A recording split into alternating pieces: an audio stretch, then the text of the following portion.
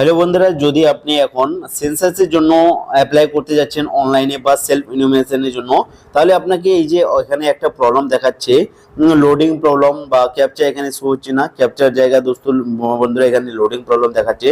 তাহলে এই প্রবলেমটি আপনি কিভাবে ঠিক করবেন, এই প্রবলেমটি আসার কারণ কি, আপনার কারণ বা সাইটের প্রবলেম, এই ভিডিওর মাধ্যমে আমি আপনাকে বলবো। তাহলে ভিডিওটি পুরো দেখুন এবং যদি বন্ধুরা চ্যানেলে প্রথম এসে থাকেন চ্যানেলটিকে প্লিজ সাবস্ক্রাইব করে ভিডিওটিকে লাইক করে দিবেন।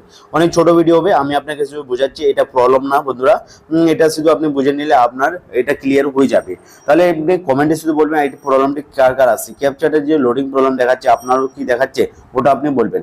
এখানে যেমন আপনারা জানেন যে ওয়েস্ট বেঙ্গলের সেন্সাসটা রয়েছে, ওটা যে অফলাইন যে সেন্সাসটা হবে ওটা 16 আগস্টের পরে, এবং যদি আপনি অনলাইনে করে রাখতে পারেন তাহলে আপনি মোবাইল দিয়ে সেন্সাসে অ্যাপ্লাই করতে পারেন 15 আগস্টের আগে।